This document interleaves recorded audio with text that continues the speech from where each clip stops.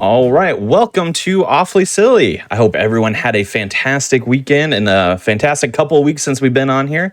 My name is Conception. I'm the host of this show, and if you are unfamiliar, we are, of course, a show that showcases any runs that could be featured in an awful or a silly block of a GDQ event. In fact, tonight's theme, I like to do themes, right?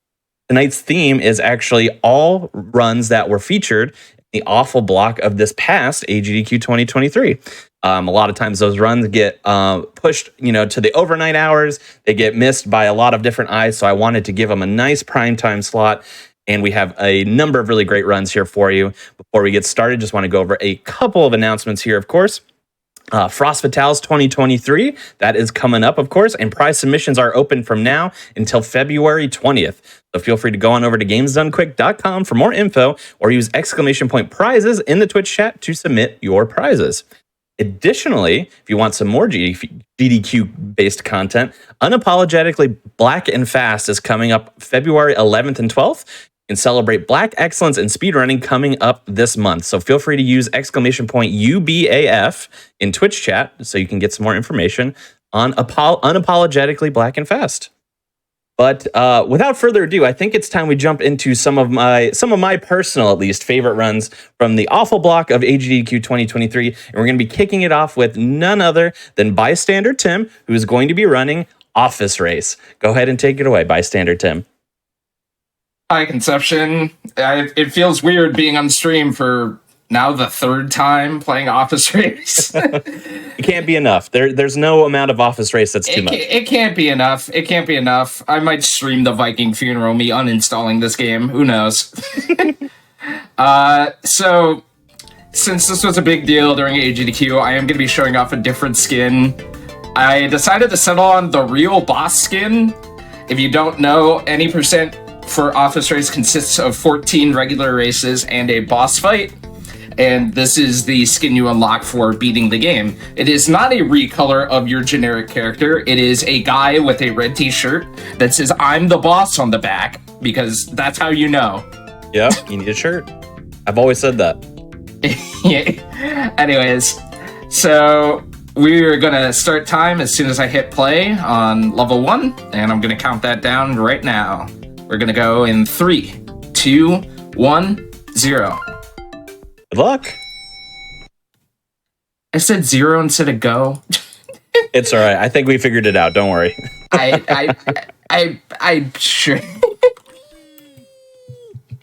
All right. So, for those who might not have seen it, because as Conception mentioned before, Awful Block is very early in the morning. This is Office Race. This is an indie racing game, which involves a bunch of office employees while their boss is away, setting up a racetrack around their office and competing for cash prizes. I'm not entirely sure. It's just like sort of like a fun thing to do. So everything's going a lot quicker here. I got bumped. Cool, fun. You might be wondering, don't racing games normally have more than one lap? Well, that is the main glitch in action. And as I keep telling it to people, it's either from the update that added Polish language support or controller support. But the dev of the game managed to not add in a wall right behind the finish line. So after you cross over the finish line once, you could just turn around and go back over the finish line again. Therefore, it makes it really, really easy to just clear a race one time. And then you can simply use your power-ups in order to boost over it many times over. That makes it actually really accessible, because a lot of the times you don't necessarily need to memorize a track. You just need to be able to get through it one time.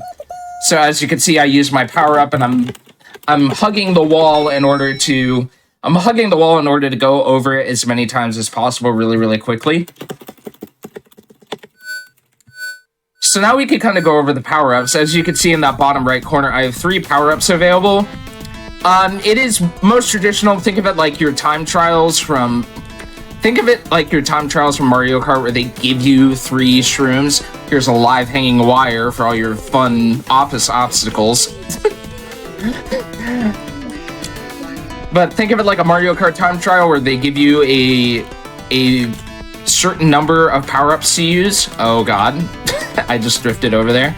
So one thing with these QTEs, there are 3 different types of QTEs, and they all use, similar to WASD, they all use I, J, L, and K. And there is repeat, which can be either a combination of 2 buttons or a singular button. There can be sequence, which is just you press it in order and hope the game recognizes that you pressed it in order. Or there is hold. Now, I always like to tell it because there are 3. There are certainly 3. For the longest time, I thought there was 4, in that there was sequence, but they gave you like a mystery letter at the end, like, oh, you have 2 out of the 4. let's just give it a gamble and hope for the best. Anyways, besides the fire extinguisher power-up, which the only reason we use it is that you don't have to menu. That was an I, not a J.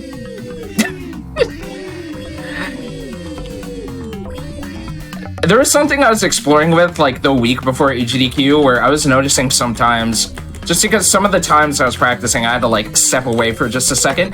How is this fake? I've never turned there before. And that's fake? Okay. So I've blown through all my power-ups really, really quickly here. So now I really only have natural speed. And the best way to get to maximum acceleration using an officer is to just kind of, like, wiggle a bunch. So I'm holding forward and I'm mashing left and right to just start gaining speed. And not only is it the fastest form of movement, but it is actually very easy to center yourself using this method, because instead of letting yourself drift around the corner, you can kind of use that jiggle. I don't know what I'm not reading these letters.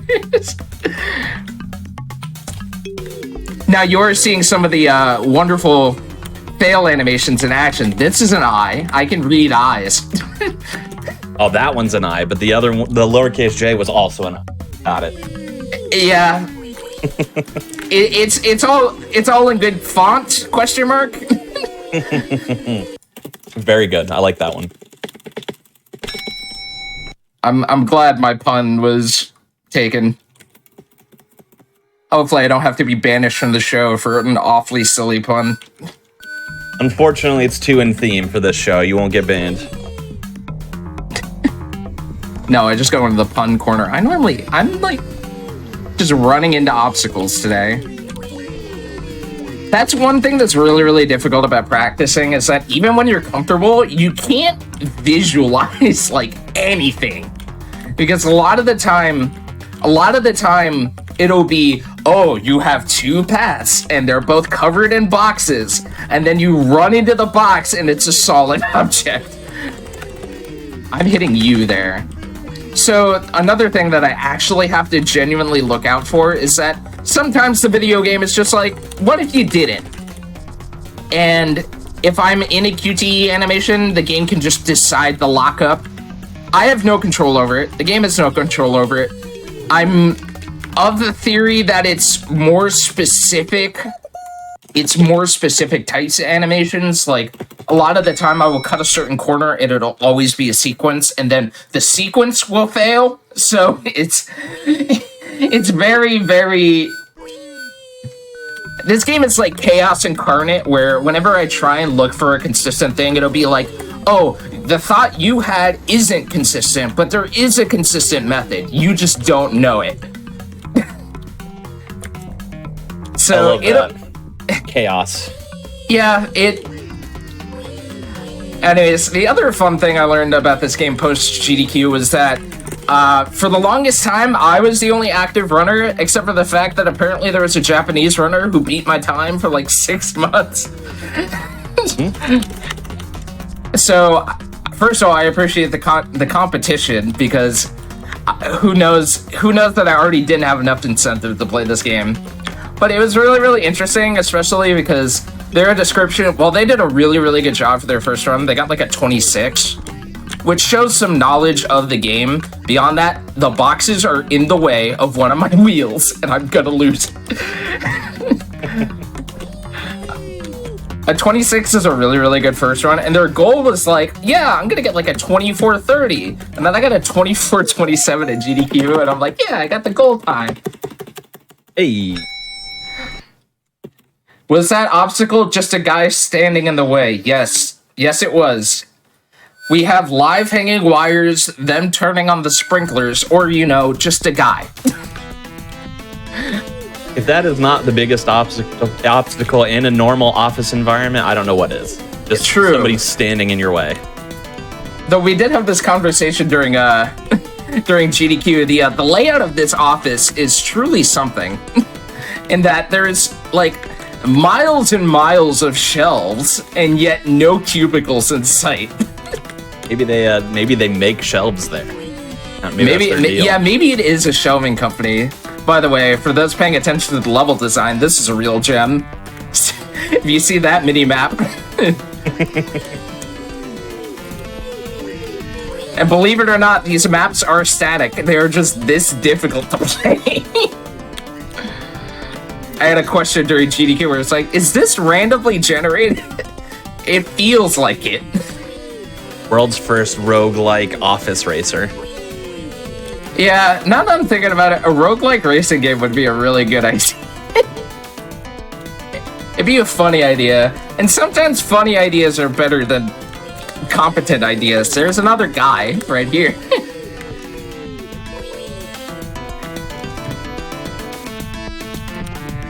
So, there's also some other... Oh, here's the first live wire. Anyways, so... place just has so many hazards. Yeah, well, you gotta have it. You gotta have fun. You gotta have fun. And OSHA ran the track, and they were like, "This guy will only die a little." Wow. Only a little. Okay. Only a little. But there's obviously a reason why the boss has such a big hatred against racing. That guy just ran through the wire. Guess the rules don't apply to that person. Yeah, I started talking about it before an obstacle got in my way, but I was having like thoughts about how to deal with QTEs, and one thing I was running into was that if an NPC or one of the other racers' CPUs starts a QTE, you no longer have to adhere to it.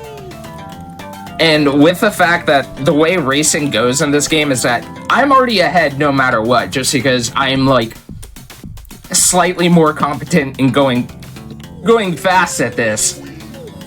But if an NPC were to get ahead of me and I were to like snake behind an NPC in front of every QT, there would be potential in skipping it, but there's just no, as I said before, there's no consistent method. So it's just kind of like, oh, it's a theory, how do I apply it in practice? Yeah, not only is it seems massively inconsistent, I would imagine you'd have to go pretty slow to be behind an NPC just based off of these few tracks that I've seen plus the AGD. Like, you're always just so commandingly in the lead. Yeah, most of the time I think the game designers wanted people to like struggle with the QTEs, which they're not very difficult because not only is the action very easy to do, you have a very wide window before the game slaps your wrist and tells you that, no, you did that wrong. So it's very, very difficult for me to like suddenly convince an NPC to be like, oh, just follow behind me. Okay, that was a J. That one's a J? Yeah, the other one's an I. That's the same letter. I'll stand by that. Yeah, we're office workers in like, kindergarten reading comprehension, apparently. Here's the first live sprinkler. I mean, like, you got wet there. Like, yeah, you got wet, but like, maybe these are old chairs and going into the water rusted immediately. I don't know. Apparently. There are like some really inspired hazards in here. I appreciate sort of the commitment to the theme, but it's just really, really funny. How many races are there? There are 14 races. We're currently on race number 9. There are 14 races, and then there is a boss fight. And for those who have not seen the boss fight, there is a boss fight. Oh boy, is there. Yeah. Anyways, I guess I could also give the ever-loving origin story is that, and Conception and I were talking about it right before we started today's show, is that this game came out in 2018, and I found it at SGDQ 2018 after like 2 weeks of it being out of the market from just a bunch of people memeing in the practice room, and here we are, nearly 5 years later, where I'm like, yeah, I'm doing 2 GDQ appearances back to back with this game that I spent over 20 hours, which for a meme game is something. And that's also just so funny to think that 5 years ago, that doesn't sit right with me in my head. Yeah, I'm having stuff. I just went to Disney World yesterday, and it was something like, I haven't been to Disney World in a long, long time, and having to put up the timetable, it's like, oh, I haven't been into Disney World in a decade. And just using the big language of like, oh, decade, next thing you know, to be like, somebody hasn't been to Disney World since last century. Oh, no. That's a surefire way of feeling super duper old.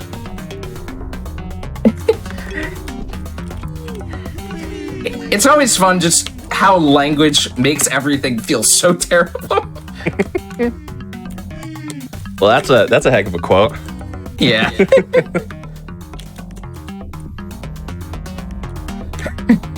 Anyways, people are asking about all the random skins. There are unlockable skins. You do get new skins for completing races. There are fun ones like the Fisherman, which it's not what you think. It is not a traditional fisherman outfit. It is a guy in like a tank top with a picture of a fish on the back. It's a fisherman. And then this one is the real boss skin, which, as I said before, it is not like a reskin of your main character with your suit on. No, it is just a guy with a red shirt and red pants that says, "I'm the boss" on the back. And then locked up by the chair, it says number 1 over his left chest. So he is the boss. When I'm at work, that's what my boss wears. I don't know what you want me to say. Yeah, definitely. I feel like everybody should just wear shirts with their title on them. That way nobody can really question it. Yeah, there's no confusion there. Yeah.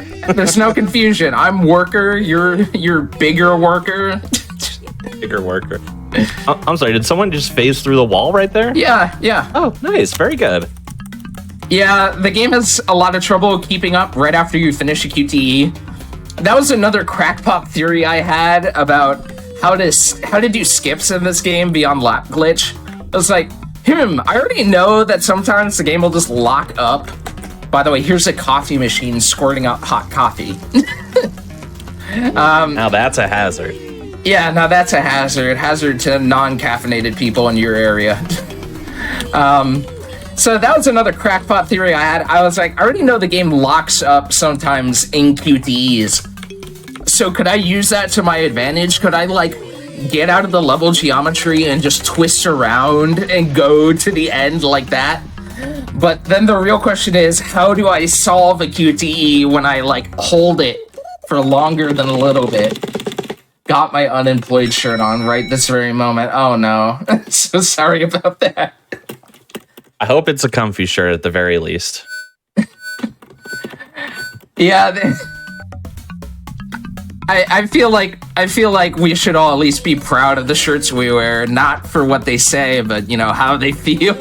Mm-hmm. Yeah, you gotta get those nice soft shirts. Sure. Anyways, another thing I forgot to mention is that the game sort of has a like race tier system that is very weird out of context. Where the game will slowly start trading in the amount of laps that you have to do for longer tracks. So as you can see, we're on race 12. After about race 9, you start to go into like what I like to call tier 3 of racing, which is you have 5 power-ups and you only have to complete 3 laps, but every lap normally takes about a minute compared to the earlier tracks where you had to do upwards of like 4 laps, but you know, they may take closer to 30 seconds. So as you progress through the races in the game, you have to do less laps, which you have to go for longer spans, which is an interesting concept. I feel like in an actual competent racing game, which this isn't. Come on. I feel like that is like the perfect summary of this game, is that there's a lot of interesting ideas executed really, really poorly. Sure. Yeah, I can see that. Which may be one thing. So I understand that you could glitch the laps after the first lap, but is there no way to do that before? There is actually. There was an earlier incarnation of the lap glitch that was like, yeah, it asked that same question because, as I said before, we're 90% sure the current iteration of the lap glitch actually got patched in rather than patched out. But the original incarnation of the lap glitch was, yeah, there is a wall at the beginning of the race. However, if you die enough, the game will eventually hazard check you behind the finish line. So, however, the amount of time it takes in order to die more than like, I believe it's 5 times that you have to do, especially at the beginning with how quick I was zooming through those tracks, it just ends up not being worth it. So it becomes a lot easier and a lot more consistent to just make it through the rest of the races. So it ultimately just becomes, yeah, it's a racing game. It is the quickest way to complete 1 lap. And you always want to be hanging on to a power-up in order to be using it. That creates some interesting routing because there is some opportunities in order to use some power-ups, as you've been seeing. However, if you do power up into a QTE, you will lose all momentum as the game forces you into that specific little roll forward. So it is really, really inopportune timing to just boost right into a QTE. For example, right here, I want to fail the water cooler, but I can't.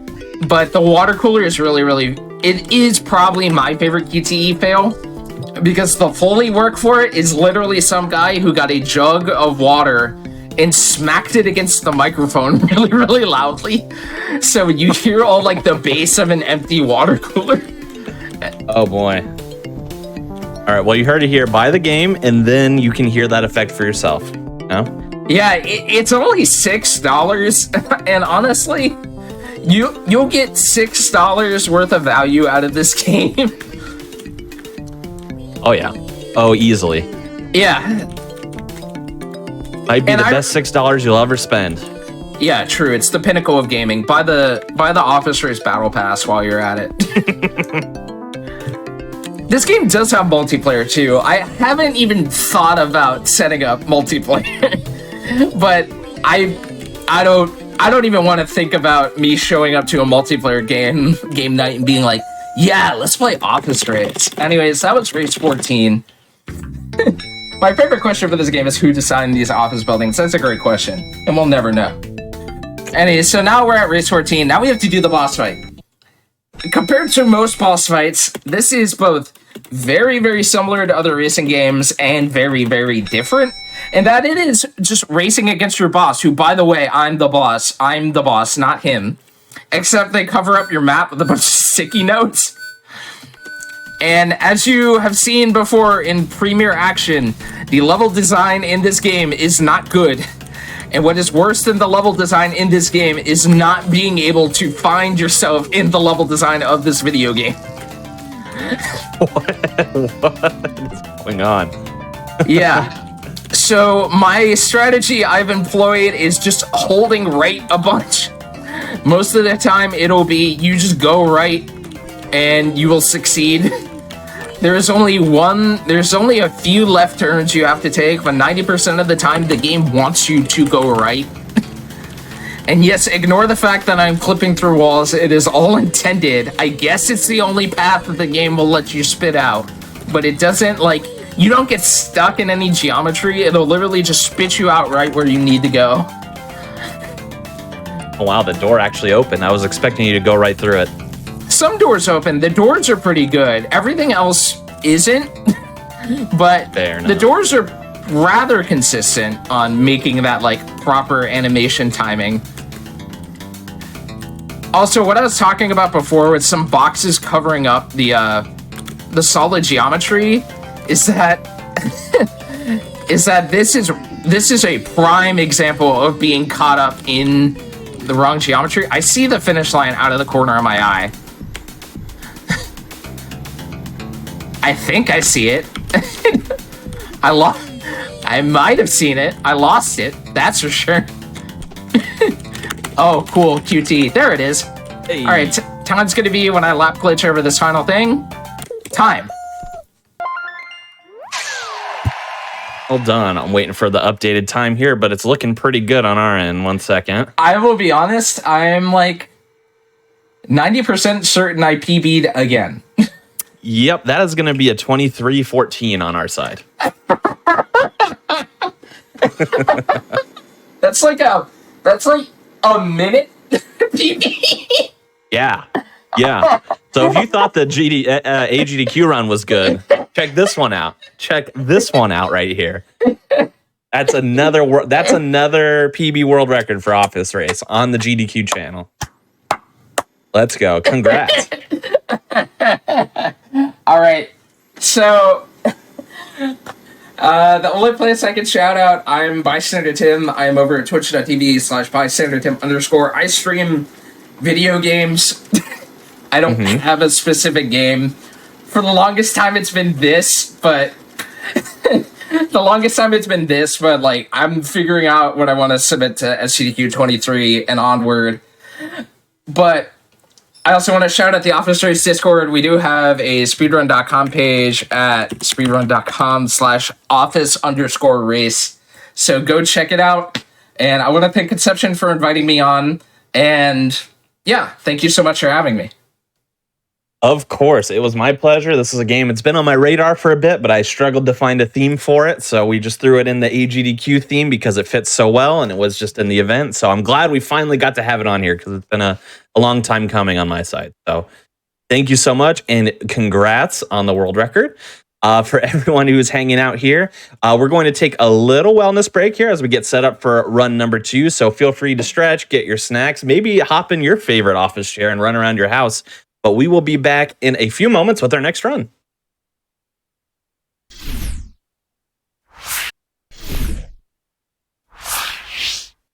Welcome back to Awfully Silly, everyone. I hope you got your office chair zoomies out on that little break. Before we jump into our next run with a very familiar face in terms of the game that we're playing, want to go over a couple of announcements just to remind you of all folks of a few things. If you're interested and want to follow what GDQ is up to, feel free to use ! links in the Twitch chat for all things GDQ. That's going to get you a variety of links to our channel, our website, our highlights channel, and things of that nature. Additionally, your subs, Prime Gaming subs, gift subs, and bits cheered on the GDQ Twitch channel help support Games Done Quick Hotfix. Please consider subscribing if you're enjoying this daily speedrunning content. And speaking of daily speedrunning content, we have a very fun game coming up here for you for the second game in our AGDQ 2023 Awful Block. Familiar face, we've heard of Pac-Man before, but this is a slightly different game. And Party Man X is going to show us what Pac-Man 2, The New Adventures is all about. So go ahead and take it away. All right. Hey, I'm Party Man X, and this is Pac-Man 2. I don't know. I'm not sure what you're talking about. This game's basically what you'd expect. Oh, right. Go. Forgot the countdown. But anyway, so as you can see, it is Pac-Man as you'd expect. We do not directly control Pac-Man, as you remember from the first game. And Pac-Man just kind of does his own thing. And all right, he is really doing his own thing right now. Wow. So what I want to do is get him past this windmill, and then, well, we're going to miss it anyway. That's not the time you shoot that. So we're just kind of causing chaos. That's just where I'm going right now. All right, take 2. We are going to try to get some milk for Pac Baby. That was kind of the story that we had skipped right at the start. And Pac-Man is going to do everything in his power not to do that, basically. There we go.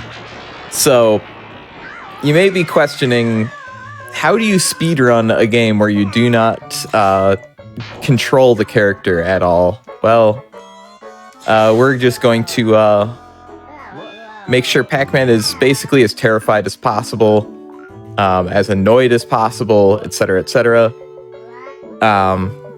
and kind of try to get him to run through stuff as much as possible. I am making a really good mess of this first mission, but hey, that serves as a good intro to what you're going to see later on. So, to actually get the milk, you don't actually go to the store or anything. You just go to the farm and directly milk a cow for it. Mm-hmm. And to get a bottle, you have to have a crow attack you and cause some further chaos. Yes. This is... the Pac-Man 1 was such a hit, so they're like, you know what we need in Pac-Man 2? Milking a cow. Absolutely, yeah.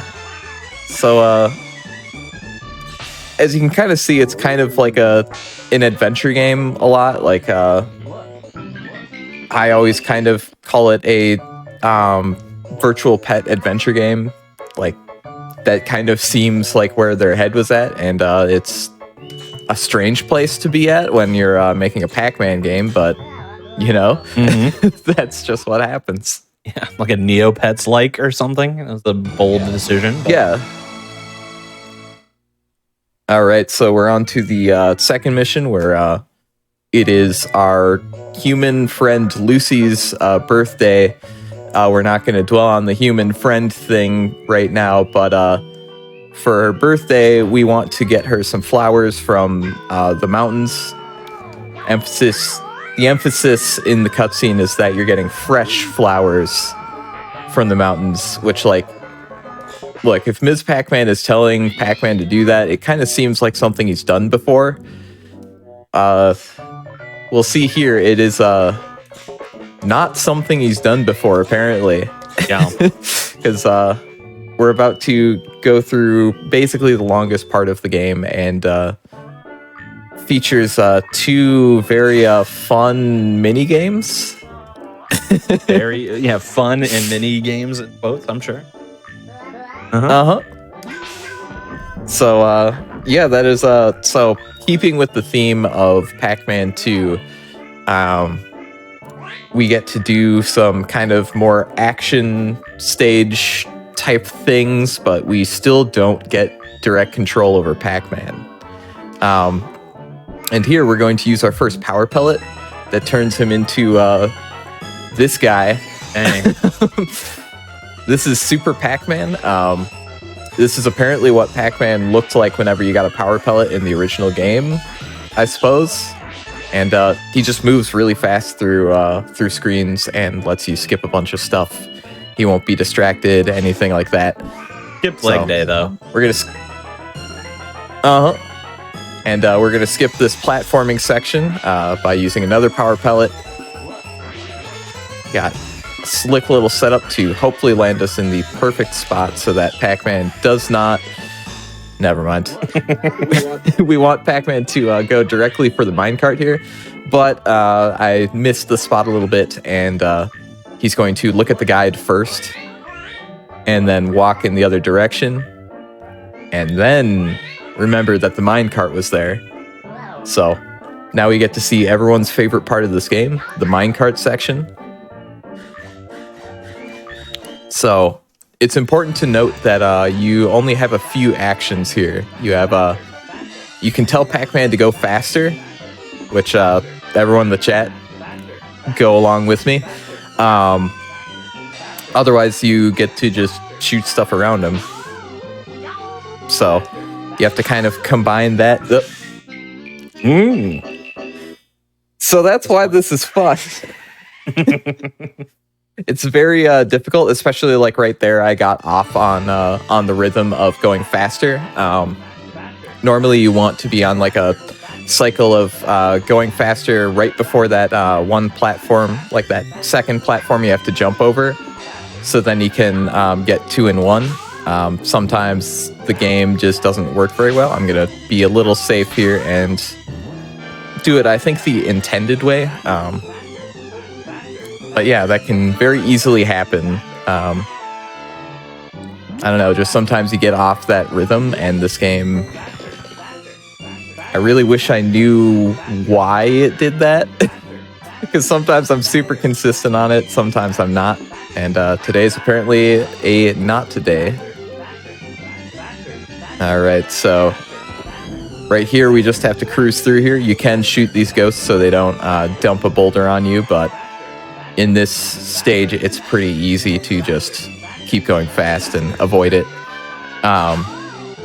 There is actually another minecart section that you can get to later in the game, but it's an optional secret that is good that it's secret because we don't want to say very it. Fun. Yeah. So, yeah, that's the minecart section. Now we just gotta go down this rope. We get to see a fun property of Pac-Man here, which is that despite wearing gloves, he got like rug burn on his hands there. So, which tells us those aren't gloves; those are just Pac-Man's hands. Oh no. I was trying to get a good night's sleep tonight, but now I'm gonna have nightmares.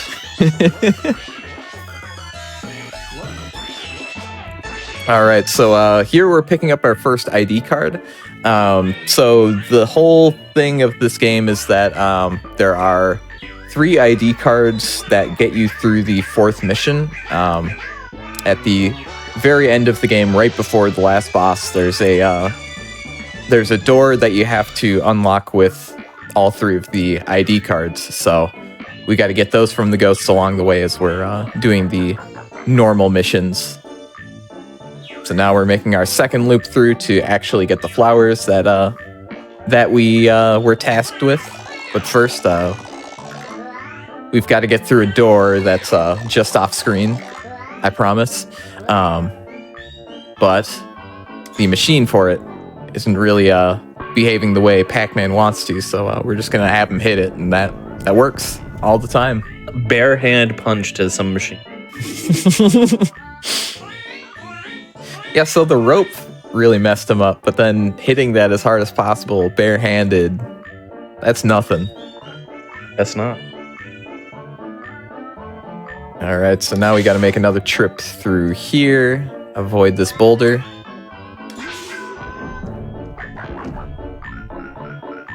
All right, now we get to watch Pac-Man react to it for a while, and then there we go. So we wanted to shoot the rope as soon as Pac-Man was done reacting to the boulder, because then he'll just immediately go to the rope. We want to shoot him up there and get him to look at the guide. So something interesting was right after I ran this at AGDQ, there was a task released of this game that I think might have proved that climbing up that rope, like just letting him climb it, may be faster. I'd have to check in on that. But yeah, that's very funny if so, because I have been, doing what I thought was a little skip for however long. Nothing more humbling than realizing the skip that you were doing is not a skip at all. It's the best. And then it's a little disappointing because it's like, oh, that trick looked cool though. Oh, you could still do it. We appreciate a nice swaggy skip. Even. Yeah. I mean, it's Pac-Man 2. there's only so much you can do, so why not let the game have a little fun? Alright, so I haven't even mentioned what's going on screen right now, which is Pac-Man's on a hang glider, and we've got to shoot all the stuff around him to prevent him from dying. It's basically an auto-scroller, so much easier than the minecart stage. I said as I almost missed and died, but hey, we did it. So we've clearly established what we're not controlling Pac-Man, and we are clearly using this slingshot from the bottom of the screen. Does that mean that we're like our own character? Yeah, I think so. This is the rare second-person game. Yeah, not a lot of second-person games. No, they've really got to make some more. Like this is Kino here. And then while they're at it, they should just remaster this one. Absolutely. Ground up remake. Yeah. So that's something interesting, which is so you may have noticed that in this game, Ms. Pac-Man appears, which Namco doesn't really do anymore for licensing reasons. So if they were to ever re-release this game again, which they last did on the Wii U, which feels very appropriate, they would have to remake it to some extent. So something that just happened a bit ago is you might have noticed that balloon that I tried to distract Pac-Man from. Then he just turns around and forgets about it. I think that's very interesting, just proving that Pac-Man does not have object permanence.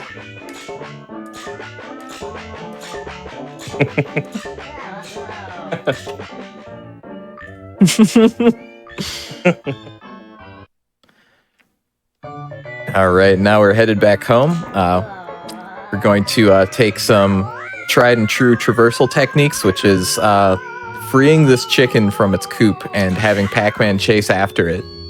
We've got to shoot Pac-Man before he gets to this tree, because otherwise he'll ram into the tree and knock down the bee's nest, and then it'll be sent in the other direction and eventually die because he can't get away from it. So we just avoided that and just kept going. All right, so mission 3, Pac Jr.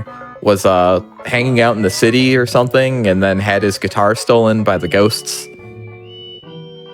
To be honest, I think that's it, and that just, it doesn't sound real, so like part of me is just like, that can't be real. Like, this is Pac-Man. None of that made sense. But no, that's this game's story. I'm watching this game right now, and you could tell me that this game isn't real, and I would believe. So.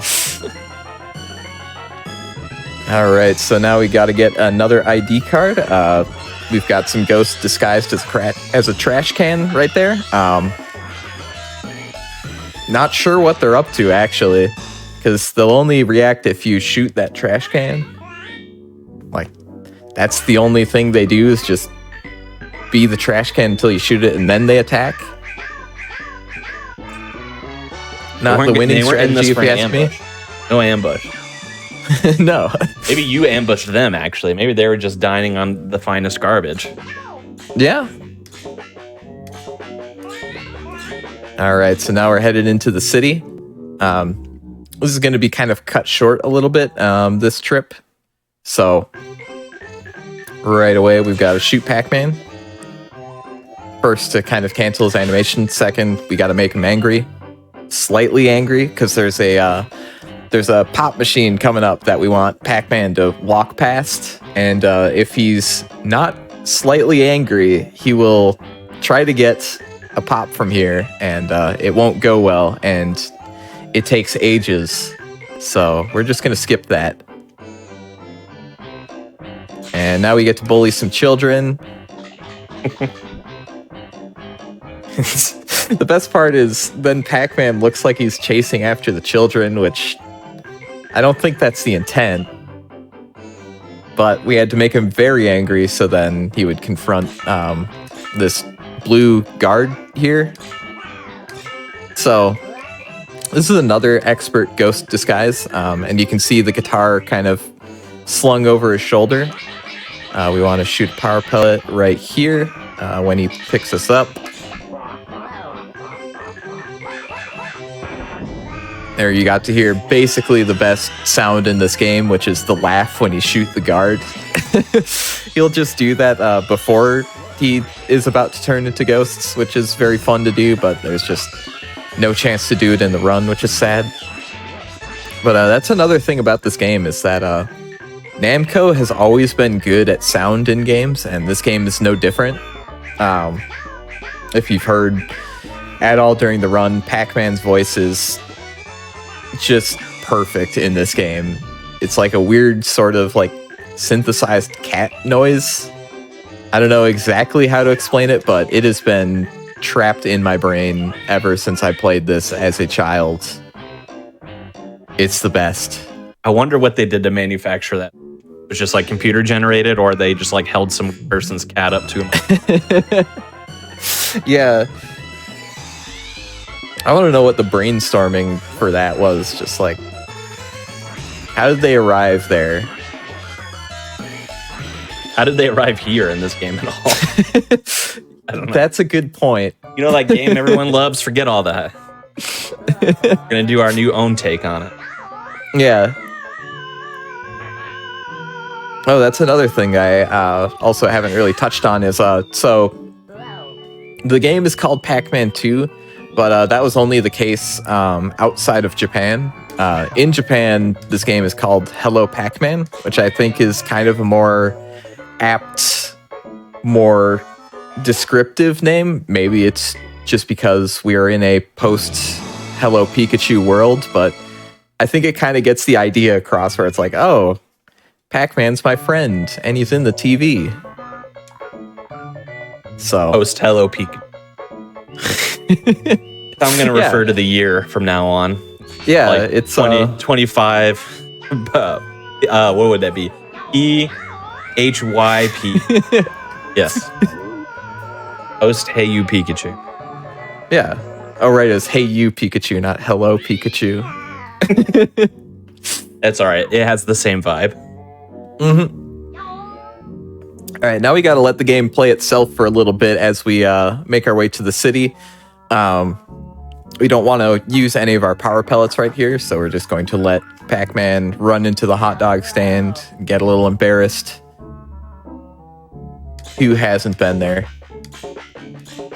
All right, so we're on mission 4, so this one isn't really as much of an errand as the other ones have been.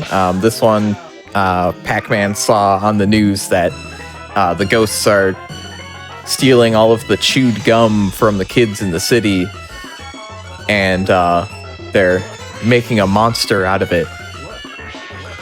Which, again, is a real plot point in the game Pac-Man 2, The New Adventures for the Super Nintendo Entertainment System.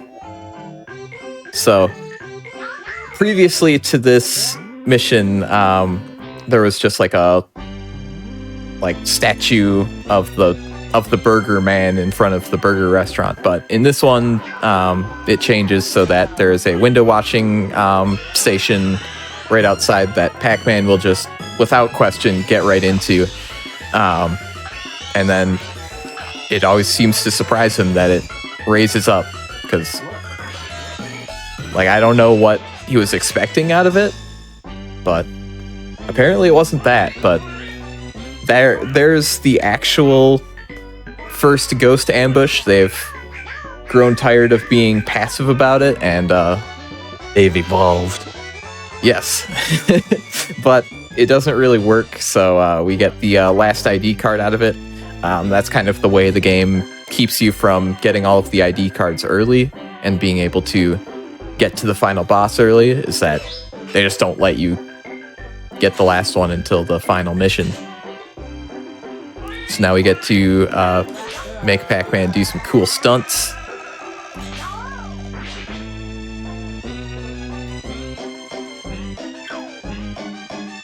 So if you don't shoot him off of the hook there, he will fly into that billboard or whatever's at the end of there, and you'll have to do that screen again. So if you don't know how to lead your shot correctly, which if you're playing this game for the first time, you probably won't, it is very frustrating to try and do that. Leading your shot in a Pac-Man. Yeah. Your shot. It's important. Yeah, this game is for esports pros. You gotta spend a lot of time in the aiming trainer. It takes a lot to become a Pac-Man champion. Pac-Man quite literally walked so Call of Duty could run. Yes. Alright, we're gonna bully some children again, because we gotta get Pac-Man mad again, because there's a fire hydrant that's broken up here, and we gotta get Pac-Man to try and fix it.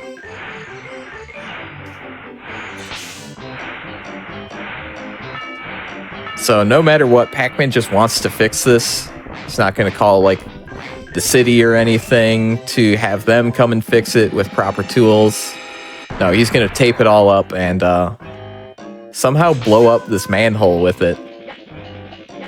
So we're going to shoot him down here into the sewers and just make him fly through here. So I mentioned that other minecart section. It is just on the left of that ladder there. You have to do some complicated, very, I don't know how anyone figured it out, series of events, but it's there. That's something I think goes underappreciated about this game, which is that if you just played this game willy-nilly, like you had no idea, like I did, because I have this game for the Genesis, I put it in, I have no idea what is happening to me. And I think I'm trying to move Pac-Man, but obviously we know we don't control Pac-Man, so it's like I have no idea what's going on at any That's something I'll admit, I really do appreciate that this game kind of took that direction. You can kind of tell, like in the demos and everything, the game is also kind of acting pretty aimless, and I think that was the intent, is for you to just cause chaos basically. But you know, when it tells you to do something at the start of the game, you kind of want to do that, and it makes it very difficult to do so.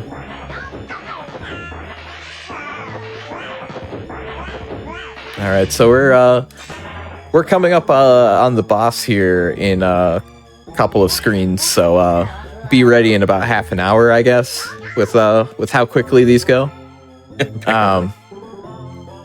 So now we were in a room with horrors beyond human comprehension, and Pac-Man's gonna check it out. He loves it. All right, now we get one more stunt from Pac-Man. Gotta shoot him as he jumps over this laser.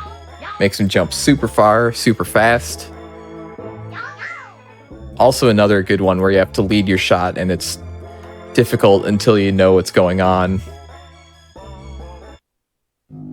All right, and now here's the door to get to the boss.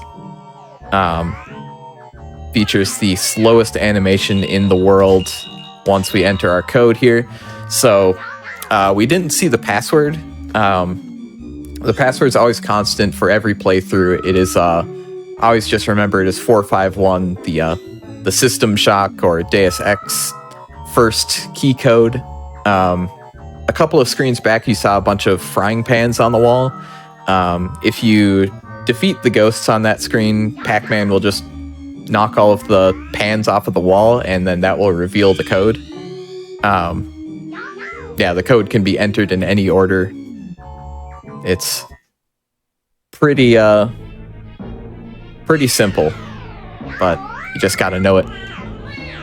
Now we're on the last boss. You'll see in the corner, it's the gum monster. We have a couple of pixels doing a lot of work here, and we just gotta shoot it in the face, and also shoot the arm when it goes for Pac-Man. I missed the first one, so I'm not gonna get a quick kill here. So this is also not exactly fun if you don't know what you're doing. It's easy to just have the arms go at you. That's time. It's easy to have the arms hit Pac-Man left and right, and you're just not prepared for them because you have no time to react. But once you know what you're doing, it goes pretty quickly, like there. And that's Pac-Man 2. All done. Game of all time, Pac-Man 2. Well, yes, that was incredible. This game has been on my radar for a while, and I was just struggling to find a theme for it. So I'm glad we finally, after a year and change of episodes, we're able to get this run on here. Anything you'd like to shout out or plug, Party Man? I mean, I have a Twitch stream, partyman_x. I even go live sometimes. So look out for that at least once a year. This year I'm planning on getting the end of year Twitch report to say I was a streamer. So keep tabs on that. Big goals. Otherwise I'm on Twitter. And yeah, that's about it. Awesome. Well, again, thank you so much for showcasing incredible game. For everyone who is still watching, we still got plenty of Awful Block games from AGDQ 2023 coming your way, but we are going to take a little bit of a break here. Feel free to stretch. Feel free to grab your slingshot and your hang gliders and have a few minutes of fun before we jump right back into our Awful Games block. So we'll see you soon.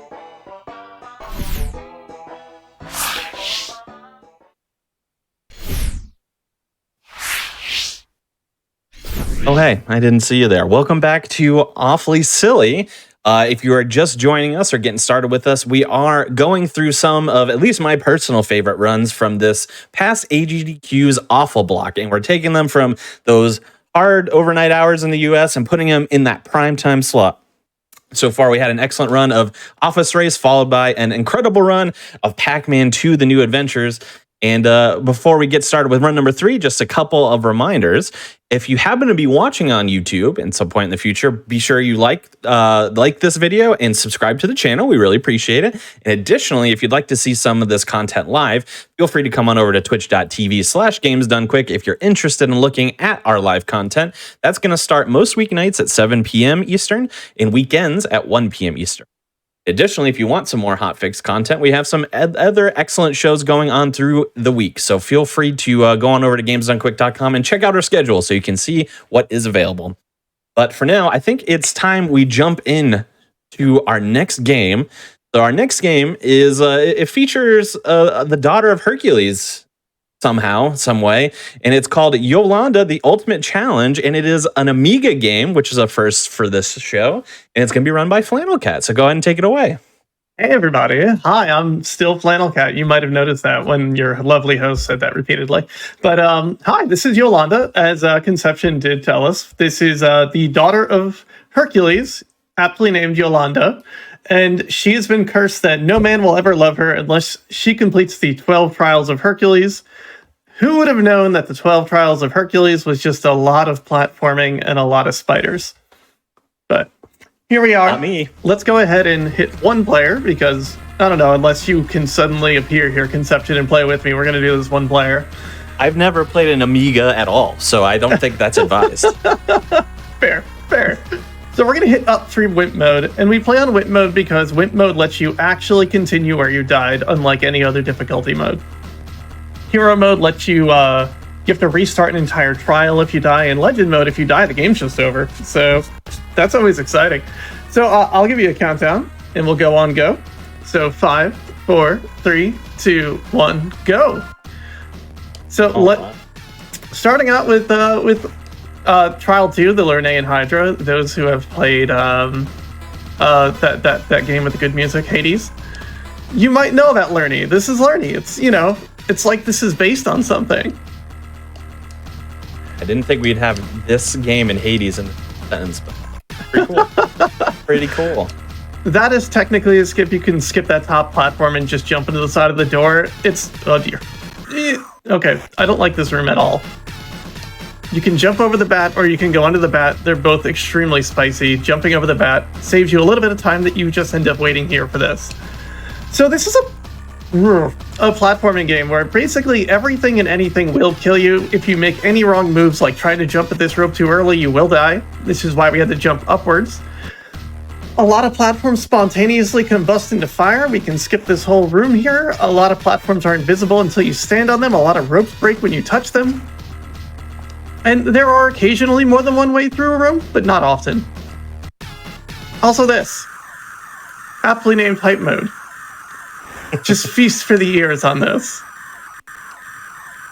I forgot how hard it was how tough it was to talk about this game while I'm playing it. I'm sorry I put you in this position. Oh no! Invited me onto a lovely show on Hotfix. How could you? Anyway, we died and got through this. Oh, we're gonna die again. Well, we died and got through a room at the exact same frame, so we got treated to the dying noise over and over. It does not lose a life, and it is a fun glitch you can do on any stage you can die on. I was very excited by getting it, and well, this is gonna go worse than it did on GDQ, and I think that's a good thing, because it kind of went too well on GDQ. This here is a skip if we get it. There we go. Normally you have to go under and around. I think stage 1, which is what we're in right now, the stages are in random order, by the way, so I can't really predict what we're going to see next at any given time, and I just kind of got to roll with whatever we're given. Oh yeah, why did I do that? Hold on, let's wait. I still think stage 1 is actually secretly the hardest stage in the game. It's this lion, but mostly what I find about this game is once you kind of know the path, you can just do it. And it's fine. It's just a lot of memorization. Oh, gosh. As I say that... Yeah, it's very interesting to me that these levels are randomly thrown at you each time you play. You don't have a set order, right? Correct. Like, there are 12 sets of levels, and you get somewhere between... Oh, that wasn't good. Oh, I'm just going to wait now. Trial 1 through trial 11, you just get a random trial, and they are sets of between 2 and 5 stages or so, give or take. And you can't really predict what you're going to get. However, every time we complete a trial, we get an extra life. There is a skip on this next screen that is, I don't know, frame perfect that we're just not going to go for. You just run to the left and jump very spicily past that platform, because that bottom platform next to the bull will light on will light on fire and kill you. Fighters don't do it. There is a chance this run does not conclude and we get a game over, but what is the estimate I gave you? I used the same one for GDQ, 18. That means we get 2 attempts, really. Okay, good. This GDQ ended at, I think it was like a 9 and change, which was an exceptional time, don't get me wrong, but this game can be very mean and kill you very quickly. The last screen that we were just on started with a fireball basically inches from your face, and you just need to jump over. Ooh! And in the fire, at least. So what I kind of appreciate about showing it on Hotfix is I am not as derusted as I was for GDQ. And GDQ went exceptionally well. So now you get to see how this game is actually mean, because it almost looked too easy when I did it. Okay, just wait for the next one. There we go. Easy every time, right? And that is a timing thing. There's not any RNG in this game other than the stage order. So if you do the same thing every time, you'll get through a stage. So what made you pick Yolanda as this game you wanted to bring onto the show? Well, few different reasons. As I mentioned up top, I've barely ever seen an Amiga game, much less had one on the show. So I wanted to get some cool console diversity. 2, I watched the entire Awful Block at GDQ, and this was just one of my favorite runs, straight up, because it's so silly and its premise, plus the randomness of it. It kind of feels like it has a randomizer built into it in a strange way. So I just quite enjoyed it. Yeah. So I just quite enjoyed it. Plus, like, you know, being Hercules' daughter and like never using a weapon in this whole game, it just made me laugh for some reason. There is 0 combat that you can perform, but Also, shout out to Faizu in chat, I see there. Faizu's the one that got me into this video game. Faizu brought it to Kuso Grande, the Bad Games tournament. And I knew the moment I saw it, I had to play this video game. Like, unquestionably.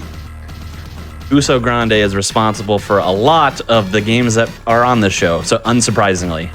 So Who would have thought? yeah. Okay, those crabs, which are amazing, by the way, are unbelievably difficult to get over sometimes. You can go very fast and get a single cycle as you go through it, but it seems inconsistent whether or not you make it. All right. That is the scariest horse I've ever seen. It's a good horse. Oh, we're dead. Oh. We're gonna wait for this to pass, then jump. This level actually has a bit of safety in it. Not there, though. Never mind, it's on the next spot. I was going to show you something cool. It's on the next rope. The rope breaks pretty low, but there is a platform underneath it. But, we did it wrong. I don't even know if there's a way to do that level normally. I just jump into the side of the horse.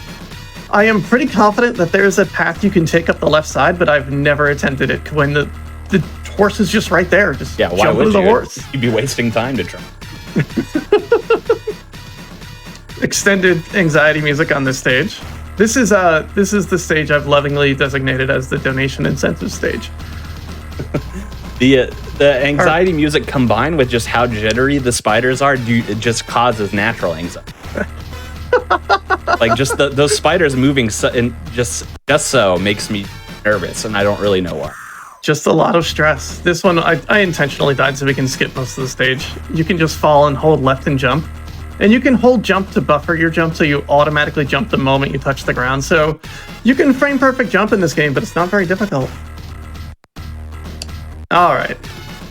We've got deer. Deer's a good one. Deer's an easy one. There's a skip in deer that I'm going to try once that I didn't do on GDQ. To explain it, we're going to jump over the top of the screen and hopefully not touch a rope because the rope is fake and will kill you. Right here. And the rope is fake and has killed us. All right, we're going to do the stage the intentional way now. You can jump over the top of it, and that skips this little section down here. And it is faster. It's just very hard to do. All right, Libra 4, hold right. Continue holding right. You skip the entire stage. Now you actually have to platform again for a little bit, and then you hold right again. Only because you need to make it to this platform here. If you land on any of the other ones earlier, you're either going to have an impossible time or an extremely difficult time getting up here. All right, we're at the end of the game. This is the 12th labor. It is to pet Cerberus. So the point of this game is to walk into hell and pet the dog. So please, chat, I want to hear a lot of pet that dog in chat, please. Please. Because we have marched into hell and we will pet this dog. Let's pet the dog. Also, geez, yeah, this game is just Hades. Hades? Oh, it is. I didn't know we had Hades on the show. Greek mythology is pervasive. Yeah. This we're going to skip most of the stage because we could just do a jump. There we go. We're almost done. One more screen, I think. All right, so nope, 2 more screens. I lied to you. I'm sorry. They never let me back on Hotfix after this. Oh, yeah, I'm sure that's believable. Here it is. Time is coming up as soon as I touch this dog. That is time. Woohoo! That is Yolanda. So this is a remake of a Commodore 64 game called Hercules, which is why it's the daughter of Hercules. And the Commodore 64 version is very mean and kind of not great. Has incredible sound effects in it, though. So... yeah, I mean... been talking without hydrating. Yes, this game is just incredible. I saw it. I needed it. I get. You're gonna notice. The chat is gonna notice this common refrain, which is that this is a game I wanted, but I didn't have a theme for it, so I waited until I could find a theme for it.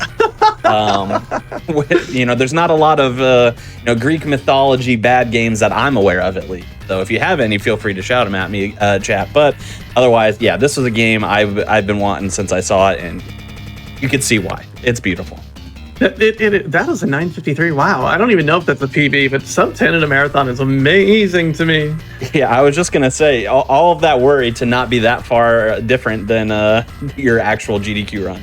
Yeah, I mean, legitimately, like, we died a lot today, but thank you so much for having me. I've been Flannel Cat. I'm sorry this was such a short run, but this is what happens when you run a 10-minute video game because it's funny.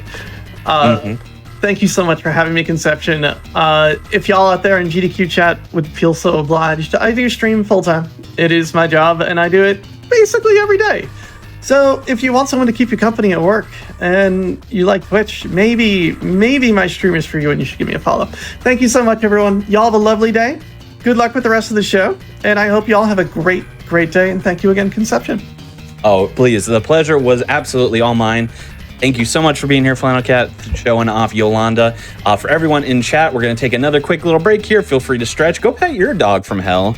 And then we will come on back with another really cool run from this year's Awful Block. Stay tuned.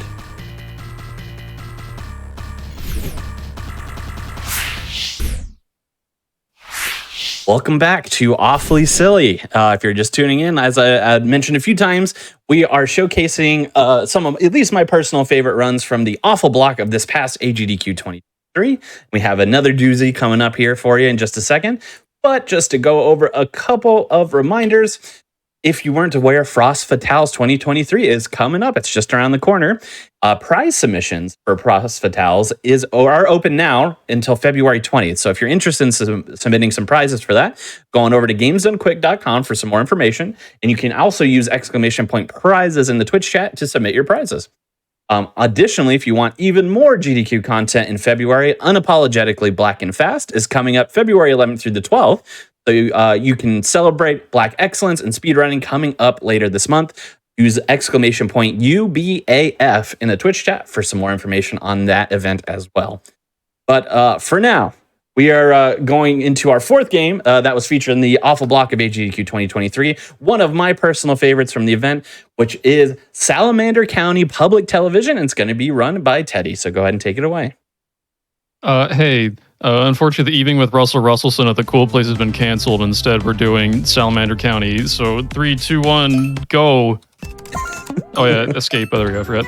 I just ate a bunch of oranges before this, so I should be good at this game. Never mind. I need to get to 15 inches. No. Nice spike at the end. Yeah, it's like the strat to get like a really huge hit is like you like spin your banana a ton and like slap it really hard. I am not getting this. This is like a big reset point in the run. I'm not even kidding. Like the first game. There we go. Next day. Hooray. Okay. Bada bing. Same with this. Okay, yeah, this one's like you just gotta keep resetting so you get like a good ball pattern or else like you're gonna be here forever. This one's workable. Oh. Please, I just need to get up top of the screen. Hooray, next. And we have cleaning the whiteboard is like finally time to relax. Oh hey look, it's Taco Tom 2. I don't think there's a 1. Whoop. Yeah, like the first like couple games like a lot of like weird resets. I'm just gonna clean this bottom off since I'm doing bad at it. Oh my gosh. Nice. We're gonna try. There we go. Hooray. This thing is harder to control than it looks. It's like, oh, just forward, backward. Yeah, no. It's annoying. Like really slidey. It's got whiteboard physics on it or something. Whoop. Give me that. I like the implication that we're using an eraser to add an image, which means that somebody probably colored over all of this with white marker, I guess?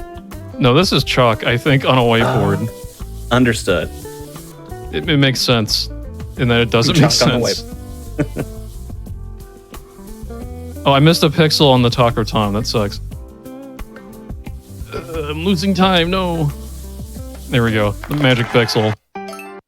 This basketball? No, it's mouse time. Then we got basketball. I wish I got the order of these things. The same order every time, but like... Oh well. Fun fact, never played this game. This mouse is plot integral. I don't know why. Just like... I haven't looked at the plot in a long time. I've been skipping it for speed reasons. Oh my god. But somehow this mouse with like really long legs was like super important for the actual like plot of the game. Also love the swimming through grass animation. That's just his legs moving. Like repeller or something. We're out of here. I just need 20. Yeah, I just need to get the bronze medal on all these, which sometimes just requires points. Oh yeah, I'm trying this strat, which another streamer tried recently, where they just pretty much barely adjust, and there you go. Bada bing, that strat actually works. Sometimes like the initial shot is like set up really good. You can just kind of do that.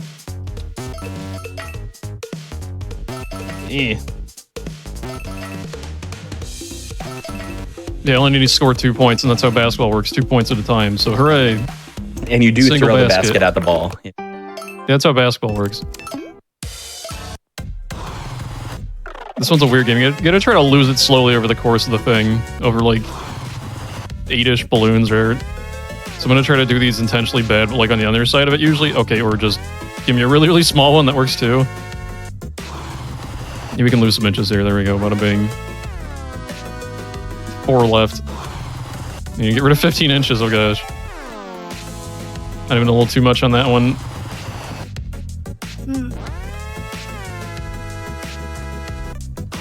I need one more after this. I can mess this one up like as bad as I want. There we go. Hooray. I don't know why they need like highly specifically sized inflatable dog balloons, but they do. Oh yeah, I forget. Here's like real gaming right here. This one is hard. This is what gaming looks. Christmas in July.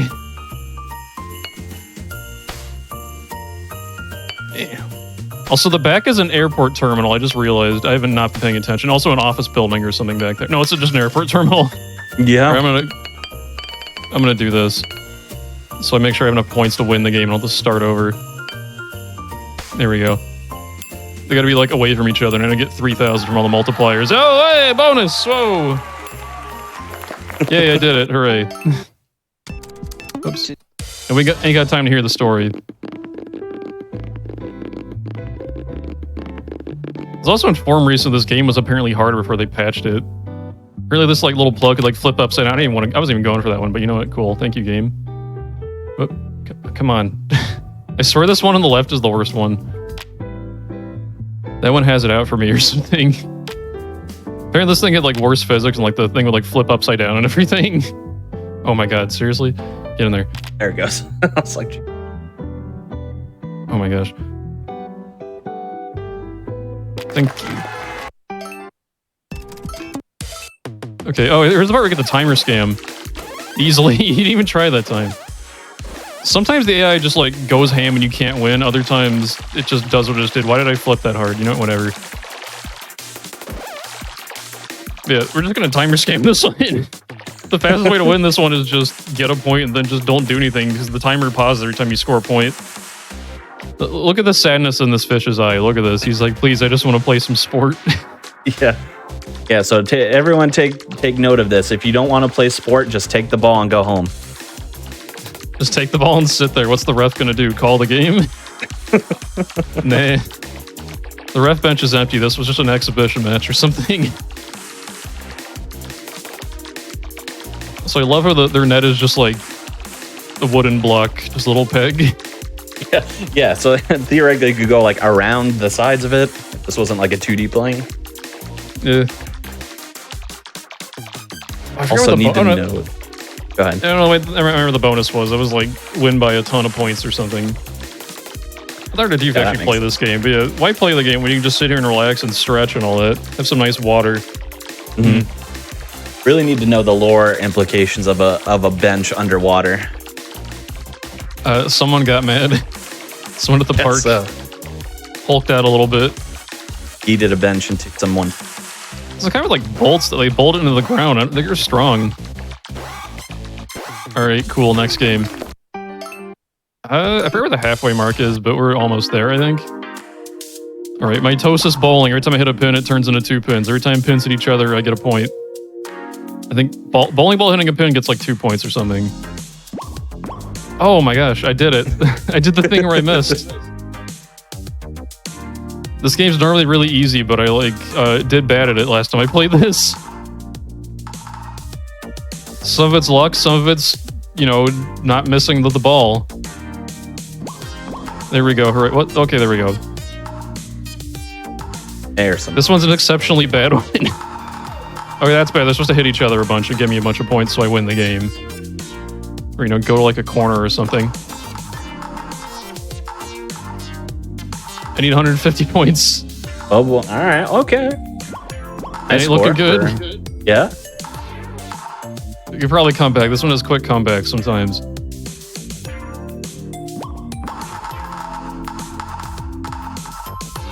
We're probably gonna do it, but like, it's a little iffy. Okay, there we go. Finally, there's a million points to know. Hooray! Now I can just spam the button and I don't care what happens. I just took to the second to last ball. Yeah, I've had worse. What's your favorite burger? Is it the onion burger? I'm gonna get the bonus real quick. Bonus! Bonus! Hey, there we go. It's a lucky. Some of these bonuses are just luck based. It's like, yeah, just read the bonuses and just like get lucky. That lettuce is questionable looking. It looks more like a pile of like clovers. I think it's actually just parsley or something. I was gonna say, if that's supposed to be lettuce, I don't know about that. Yeah, well, there's more of it. This is a salad so far. This is just a nice salad we're putting on this bun. Nice vegan Oh no, burger. there's the meat. Oh, never mind. Not a veggie burger. Not anymore. Definitely not anymore. I think I lost this game during the GDQ run too. This is like one of the easier ones too. It's just don't lose until you intentionally lose the last bit. But like lose focus, you can just like put the things in the wrong spot and they tips over or whatever. Down, lettuce. Yeah. Yeah, the meat's like super bad in this game too. It's they got like weighs like 3 times as much as everything else. Like, just, Yeah, these look top like of your whole thick tower. patties. Like this is easily like a pound burger already at this. Not even counting the veggies. Burger's gonna pound the floor in a second. Oh god, I messed up already. That counts. I managed to spam it out. We're good. Hooray! Chaos, but it's fine. It took too long to fall. This one's like the most luck-based game in the whole thing, I think. We have 2 in a row. Can I get 3 in a row? Perfect. Hey, Lamau. Nice. How many perfects can I get? I need to get to 1,000 points and I need to stop doing things until the next game happens. That's also random because it's just like, you can't lose this game intentionally without just like not doing anything. Because you're at the mercy of luck. Second perfect, please. Oh, there we go. I got it. But there was no cheering for that one. They're just like, yeah, seen that before. Who cares? Yeah, we get it. You did your job. Congrats, you did it good. Oh, wow, we're getting really unlucky. Yeah, if I try to match like bad ones, it just makes me lose points, which obviously bad. I don't even think it like decreases your misses left counter either. Okay, here we go, finally. Hooray. What's your opinion on pineapples on pizza? Delicious or crime? My personal is I love pineapple. Good, correct answer. Sweet and the salty. Oops. That's umami. That's what it. Yummy. I'm gonna suck up a bunch of bad toppings on purpose. I definitely aren't doing that, like, because I'm bad at this game. There we go. I just need to be under at 120, which every time I suck up a bad topping, it gives me extra time on the timers. That's a fake timer. There we go. Hooray. Now to cause a disaster by building this waffle over all these places where these people live. Whoop. That's a sentence. And then crashing into an airplane. This game has horrible implications. Whoop. Oh, don't crash yet. I need to get 35. Yeah, come on, go. Come on, go.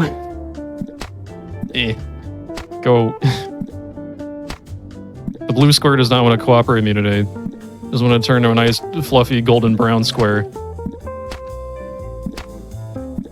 Need more waffle makers in this shape for sure. Oh, I wouldn't say that. What is this, like an Aqua Teen Hunger Force guy? What is this? Yeah, that's what it is. I need to find a plane. There we go. Oh yeah, I hate this game. I have to zap these things with microwave energy like they do at the movie theater. And then I need to catch them just like they do at the movie theater and not lose a ton of lives. That'd be great. If you ever wonder Until I why get no popcorn points. is all over the place, this is why. They're doing this at the back of the theaters. Have you never noticed? It's been there the whole time. Oh, I have 20. I need to lose, which is really quick. And this one...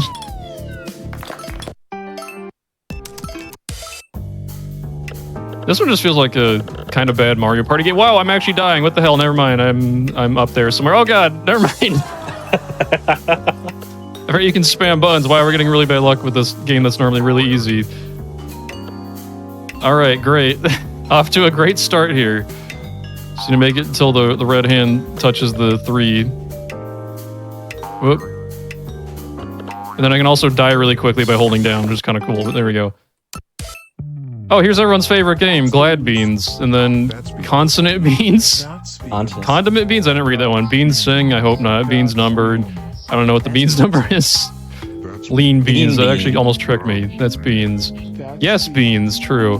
Beans Cleans? Don't think so. Beans Mark. That's more like it. Thus Beans. Thus Beans. No, I got tricked. I don't know. Dead Beans. How dare you? Sale Beans. Beans carrying. Beans do carry. The memes, I guess. The Beans Market. Oh, geez. Beans Post. That's Beans. All right. That's Beans. That's Beans. Electric Beans? What will they come up with next? That's Beans. It said left over there, but that was on the right side. That's so weird. That's so quirky. Dang. That's Beans. Spell Beans. I'm doing this every time I head to make sure I don't Beans. select the wrong word. That's Beans. Can't wait for that Beans, that's where student they bean go. forgiveness. That's Beans. That's Beans. That's Beans. One more. That's Beans. Okay, I'm just going to hit left until I lose. There we go, instantly. Trade beans.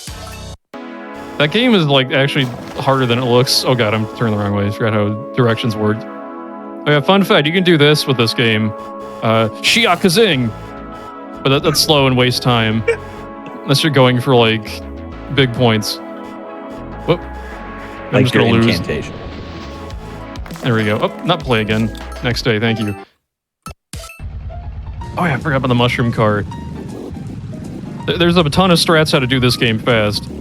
All of them involve getting lucky and having that not happening.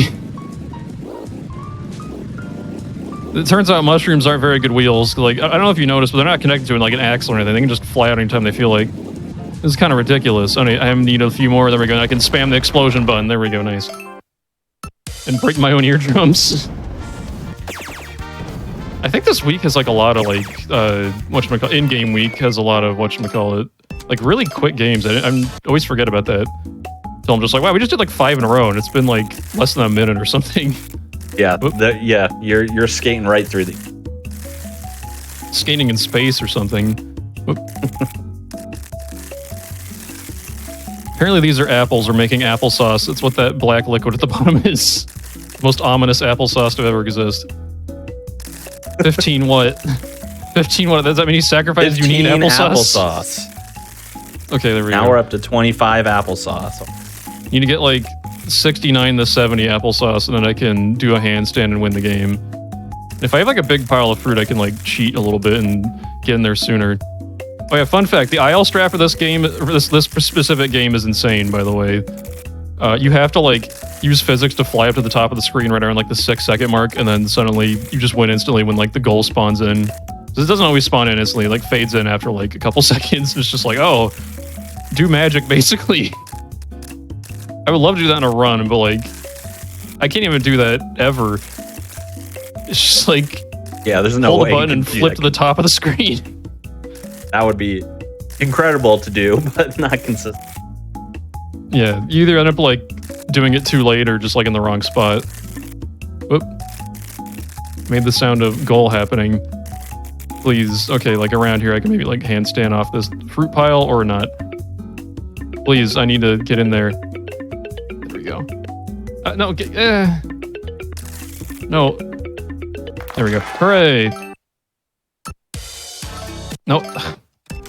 Which button do I press? There we go. Here we go. It's time for sports. Again. We have a brilliant display of ice skating here.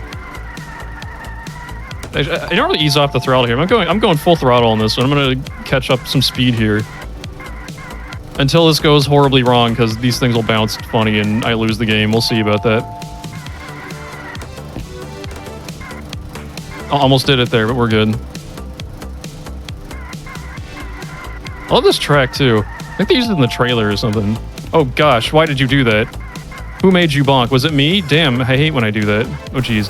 Well, they're kissing. That's unfortunate. We don't want them kissing. Whoop. They're gonna have to exchange their insurance information later. We don't got time right now. Whoop. Oh gosh. Oh gosh. Yeah, this is the part where stuff gets crazy.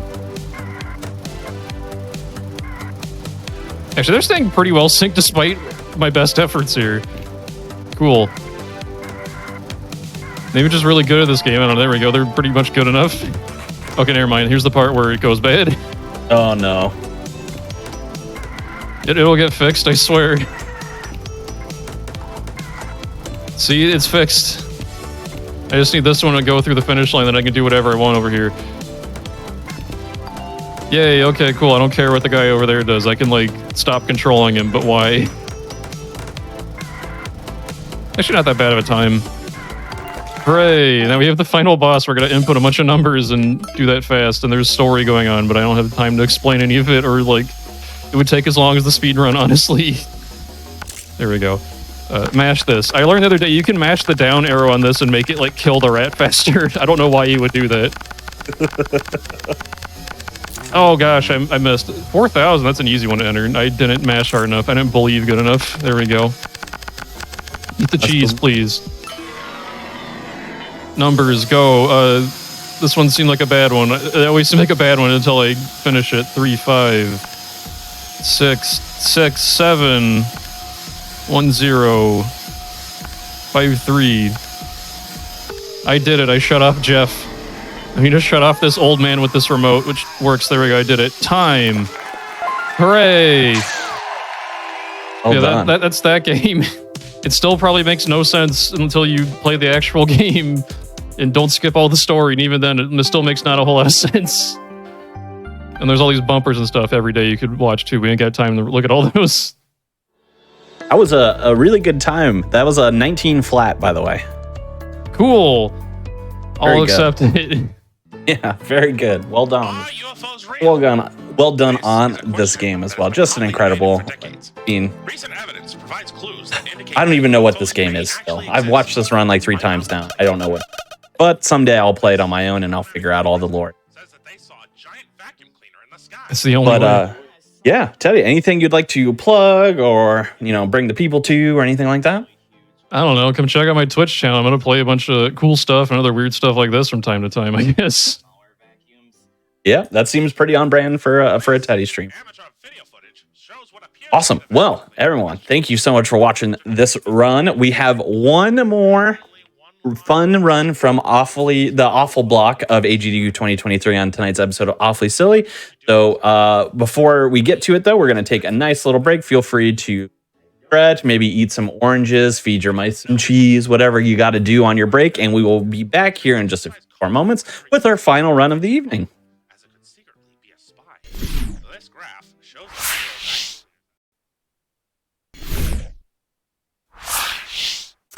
Welcome back to Awfully Silly. We're gearing up for tonight's finale of the Awful Block AGDQ 2023 episode. I hope you've enjoyed the runs we've had so far.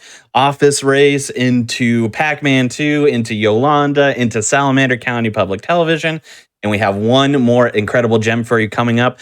Just want to remind you all, folks, though, if you want to follow what GDQ is up to, feel free to use !links in the chat, LINKS. That's going to get you to all things GDQ, like links to our channel, links to our website, things of that nature. So feel free to utilize that shortcut. And additionally, your subs, Prime Gaming subs, gift subs, and bits cheered on the GDQ channel help support the Games Done Quick hotfix content that you see every day throughout the week. So feel free to consider subscribing if you do happen to enjoy the daily speedrunning content.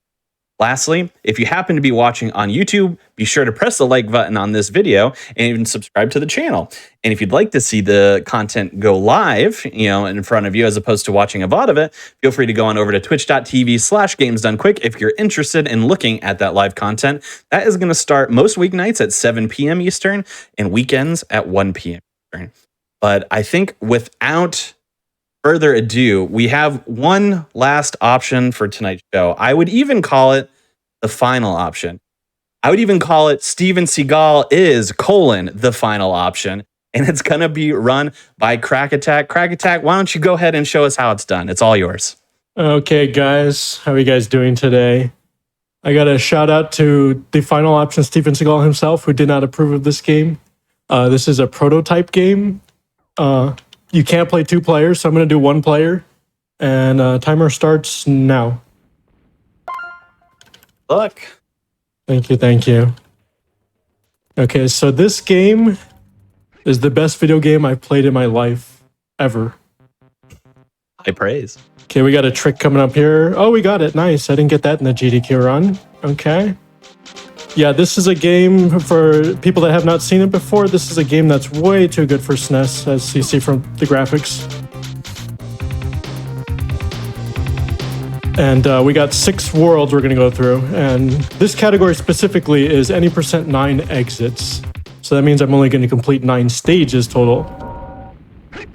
Because there's 18 stages total, but this game is a prototype game, so it's not... Well, it's fully functioning, obviously. But we're going to do only 9 of the completable stages. One of the objectives in this game is to collect the items to get to the exit. Otherwise, I cannot use the exit unless I get the items in specific stages. Steven Seagal can phase through boxes just as he can in real life. He also has 255 lives, just like in real life as well. And the gun ammo, yes, I do have a gun, has 255 ammo. So we're definitely ready to go on that. Obviously immortal. Yeah. How many lives do you think he's used so far? Like IRL? Probably a lot, right? Doing some dangerous stuff for a while. Yeah, definitely.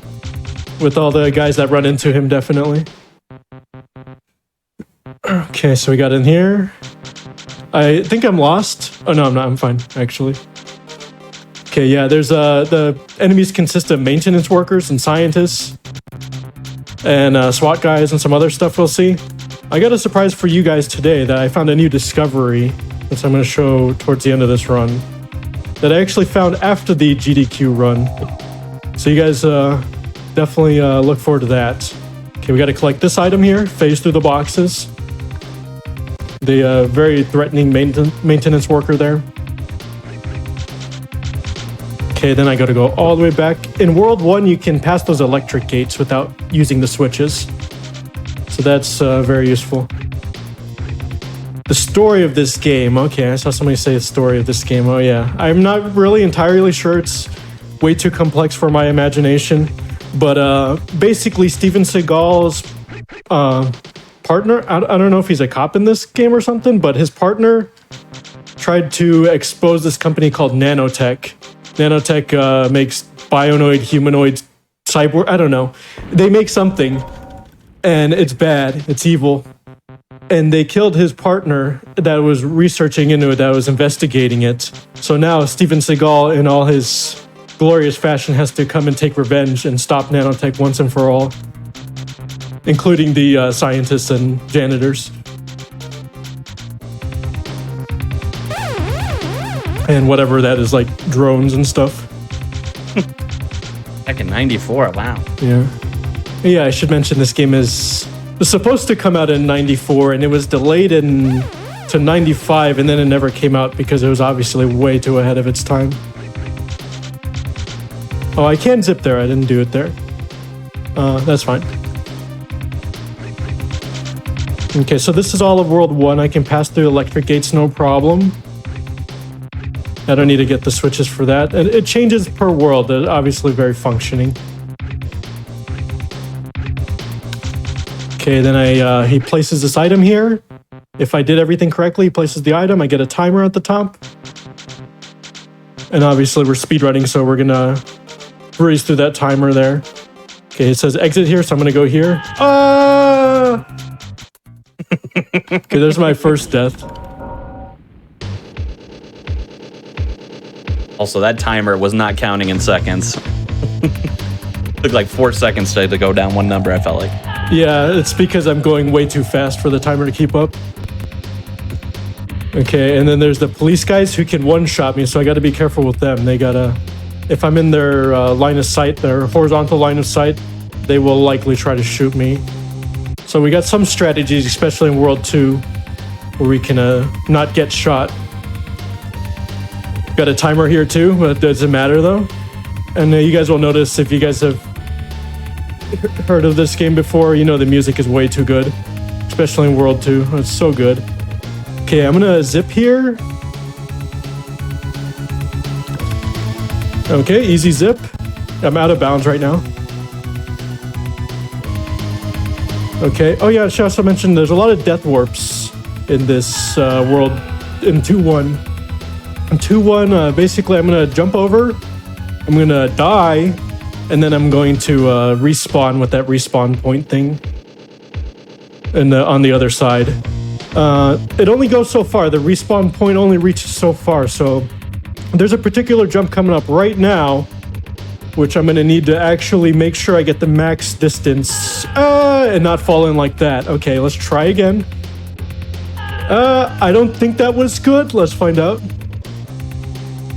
If it was barely. Okay, second try is very good. Okay, obviously world record pace now because of that jump. Yep, absolutely. Okay. I got the door. That door is surprisingly very hard to do. You have to be at a very specific angle to open that door. There's a few doors like that in the game. In World 4, we'll see some too. The doors are very complicated to get in. And then another zip for good measure. I'll go right here so the cop doesn't shoot me. Okay. Yeah, this run is pretty good overall. This is, got through some of the harder parts right away. Okay. And so I have to collect that item too. And then we're gonna bring it all the way over here. All the way back to get to the exit. Okay, and then I have the first cop skip. So I'm gonna hold up and either use the gun or the knife. Don't get shot, and then skip that cop without getting shot. Okay, make it over the fire, do a few jumps. Then another death warp here.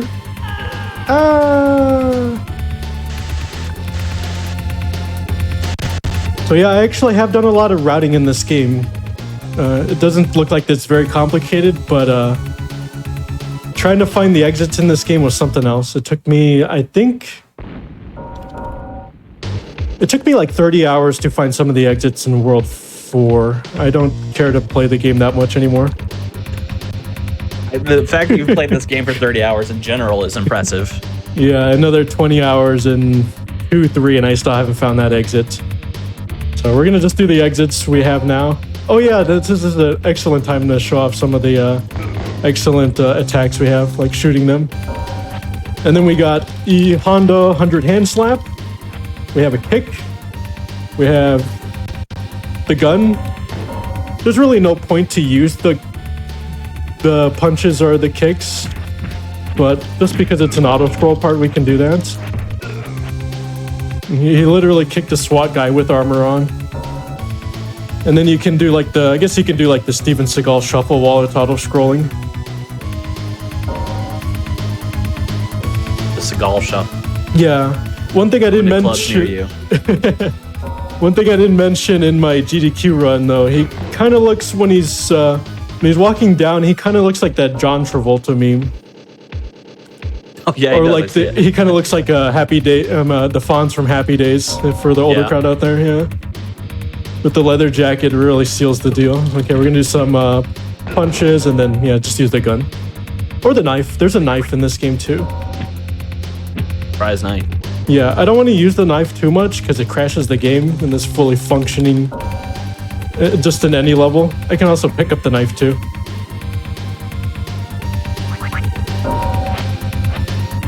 And there's also a block in this game. Look, I can block the enemy attacks.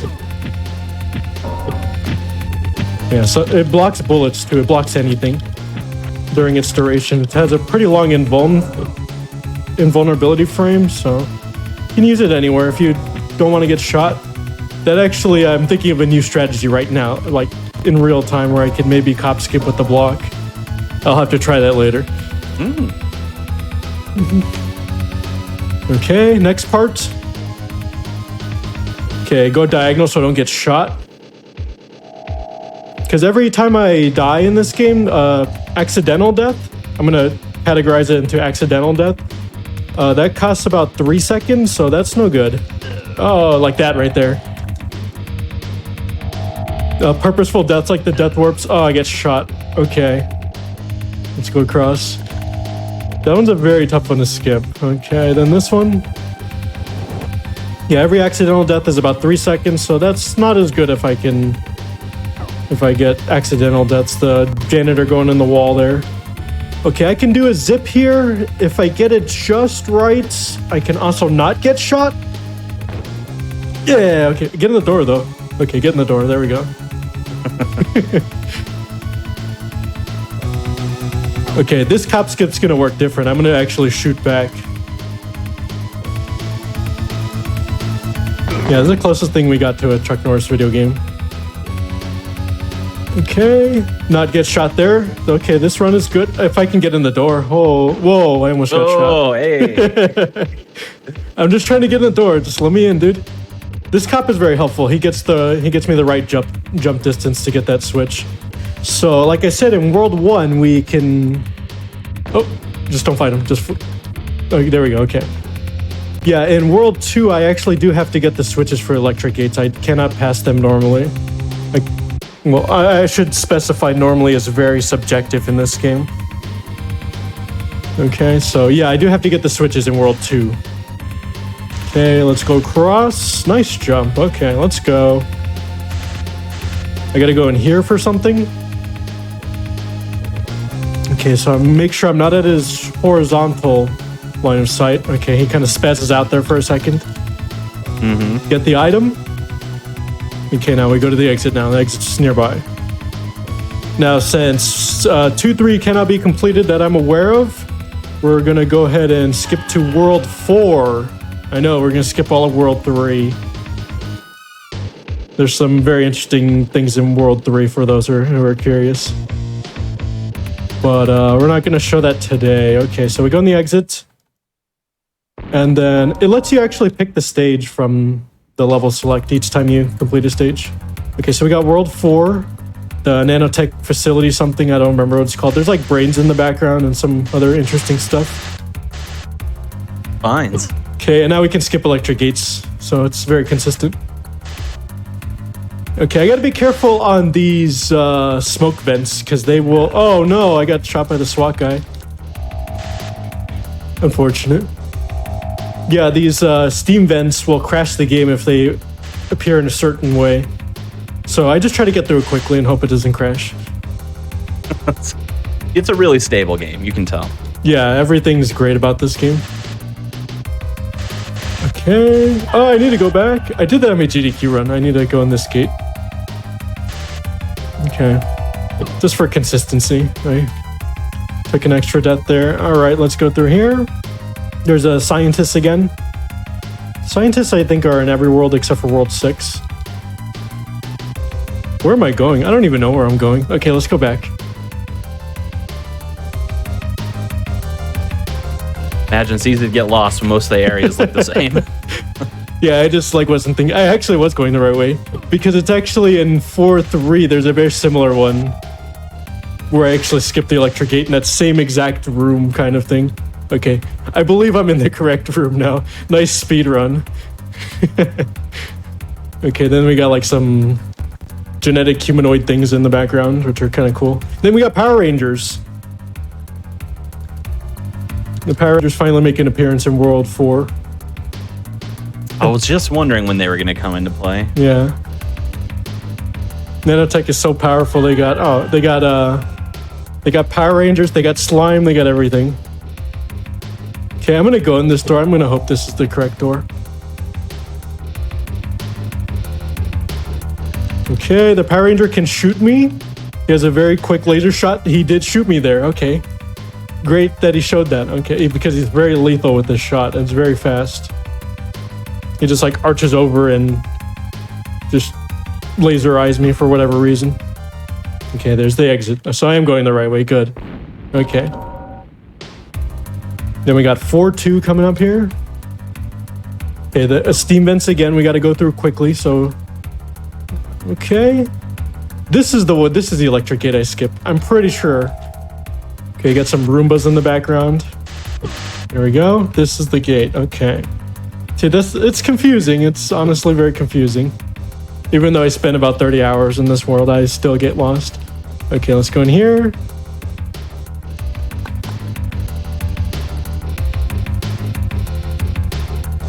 Okay, more Power Rangers. I got to be very careful of the Power Rangers, so I got to make sure I'm not at the horizontal space they're in. Okay, jump over the slime. Okay. There's. I also love when you're in the background of a shot and like something is in the foreground, you walk over the foreground. Like those pillars, you walked over them even though you're yeah. They have no hitbox. Normally for other people they would, but for Steven Seagal they don't for some reason. Okay, there's the Roomba. I didn't get the Roomba hit, so let me see if I got... Okay, I still despawned the bottom left Power Ranger, good. Okay, now this is like cryptic NES stuff here for this exit. You have to go right here. Nobody would figure this out normally. You gotta go right here, and it's just... There's a door there. Prize door. You need Nintendo Power for that one. Okay. Then 4-3, the game starts to really amp up its functionality here. We got another auto-scroller, and I know what you're thinking. Oh no, not another auto-scroller, but this one's different. This one is even more functioning. Huh. It's definitely good. Oh. Okay, so the strategy here is to look at the actual crushers in the background and see when they land according to the floor. The floor is actually where their hitbox is. There's another one. Yeah, really a great game. Initially, they were trying to make this game like kind of like Streets of Rage beat 'em up kind of game, but obviously this is the best game never made, so I'm glad it turned out like this. And you can get more Steven Seagal shuffle.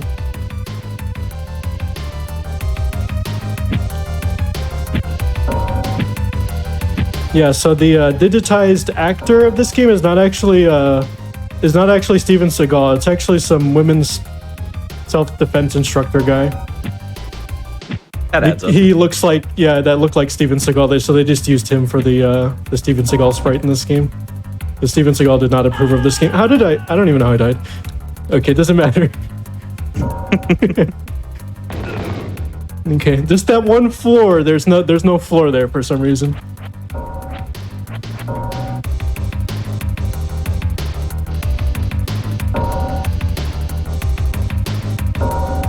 Yeah, it was way too high of a scale game for them to finish, so I understand that they couldn't finish it. Okay, he sounds like Charlie Brown kicking a football whenever he dies. And some of the enemies like burp or something when they die. Burp. Okay, we gotta go in here for the item. Whatever that thing, I think it's like supposed to be some kind of time bomb or something, I'm not really sure. Okay, get past there so I don't crash the steam vents. Okay, we can pass through more electric gates. And very important, I gotta get this zip. This is the most important zip in the run. Okay, hey, we got it. Hey, let's go. All the way across. It's not a terribly hard zip to do, but it's very important. If I do mess it up, it's actually very hard to try it again. Okay, so I'm glad I got a first try again. Nice. I did put a lot of practice in that. Okay, so we get this. And then we get the time, and that lets us exit the stage. What are we looking for on time? We're like, what, 19 minutes? Yeah, we just passed 19 minutes. Go. Okay, so we can do just one small detour in World 6 then, with my new discovery. New tech. It won't take more than 2 minutes, I swear. Okay, so the last beatable stage would be 5-1. So what we're gonna do is after we do 5-1, we're gonna do a level skip to get to the end. And I got a little special surprise for you guys at the end that I've actually found since the GDQ run. Very secret surprise. Okay. Go in here, gotta zip there because there's an invisible floor, so I have to zip at that part. And World 5 has this strange property that whenever you go down to a door, you actually are put out of bounds. So you only get to see that, I think, once here. Right here, we get to see it. So it always puts me out of bounds for some reason. So I actually have to walk out of this one. Okay. And then one last zip. The music is pretty good in this world too. But lots of Power Rangers patrolling. And then that's the last completable stage. We get, I don't even know how to describe that. I don't know what this is. I forgot that. You can kind of like Steven Seagal light speed thing here. I don't really know what the purpose of that is. I don't know what they're trying to do there. Like the magic carpet scene from Aladdin, but in the future. Yeah, we'll go with that. Okay, so A whole new. okay, we'll go to. Since I deprived you guys of a final boss in the GDQ run, I do have a final boss that I discovered. Final. In the final option, a final boss, a very unique sprite with an enemy that has way too much health. Okay, so we go in the Shadow Realm here to go all the way across here. This I actually found like a day or two after the GDQ run, so I'm going to show you guys real quick. Yeah, it was probably world record, but yeah, it was definitely world record pace. But I'm gonna sacrifice world record just to show you this part. Wow. We are not worthy. Okay, so I go in this door real quick. Okay, we're almost there. Okay, so normally there's an invisible wall here, but I never thought to just zip through it. So we're gonna zip through it, and there's an enemy in here who is, I guess, supposed to be considered the final boss. So we're gonna fight him. I don't know what he's supposed to be. He keeps blocking everything I do. Oh, he's down? Oh no, he's not down. Oh, he's got way too much health. Okay. Chop him, chop him, chop him, chop him. Or you know what, just use the gun. Okay, there we go. That'll do it. One shot him. And get ready on time. That's time. Well done. Wow. With a boss added in, incredible. We were in for a treat here. I'm waiting for the timer to catch up with the stream here. It looks like with the new boss fight, even 22:41. Okay, that's pretty good. Yeah, pretty good. So I forgot to keep my eye out from when the run would have ended. So I don't know what you would have been, but probably in the 19, maybe 20 mark. Okay. Yeah, so it was pretty good run. Pretty good. Nice. So yeah, I don't really have any shoutouts. You can follow me on what is this site called? Twitch.tv? I think so. Yeah, okay, so you can follow me on there if you really want. I probably won't play this game very much, but if you do, I'll probably be on playing some other game. Yeah, I guess that's it. I hope you guys enjoyed all the best games ever made. In quotes, definitely. Yes, these were some of the best runs, in my opinion, that were in the Awful Block. Not, of course, not to devalue anyone who wasn't on this show. The Awful Block was incredible this year, so it was hard to choose which ones to put on. But I knew Steven Seagal is the final option, had to be our final option. So thank you so much for being here, Crack Attack. Thank you for having me. Of course. And for everyone watching, I'm going to encourage you not to go away, even though Awfully Silly is over for this evening. Thank you so much to everyone who watched, by the way. We have another incredible hotfix show coming up right after this. It's going to be Out of Bounds, and that's hosted by Kung Fu Fruit Cup. And it's going to be featuring some glitches and tricks and tips for running Sekiro, Shadows Die Twice. So you're going to want to stick around for that. It'll definitely be, I guess, a palate cleanser. We went from these runs to an actual good game, so... a little bit different for us. But if you enjoy Awfully Silly and you're interested in watching more, of course, the GDQ YouTube channel has a number of VODs from past shows. And if you're trying to catch it live, we are at every other Monday, so every second Monday as a part of the Team Velocity schedule. And we're going to be starting at 7 p.m. Eastern, just like we did tonight. So thank you, everyone who's watching. And as I mentioned, we will be back after a break with some Out of Bounds with Kung Fu Fruit Cup and Sekiro. So thank you for watching, and we'll see you on the other side.